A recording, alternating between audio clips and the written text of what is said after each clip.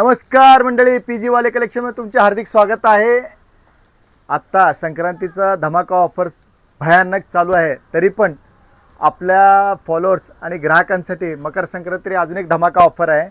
फक्त ते आज आणि उद्या 15 म्हणजे 13, 14, 15 म्हणजे आज तर 13 तारीख संपलेली आहे, उद्या 14 आणि 15 साठी 2 दिवस ठेवणार आहे।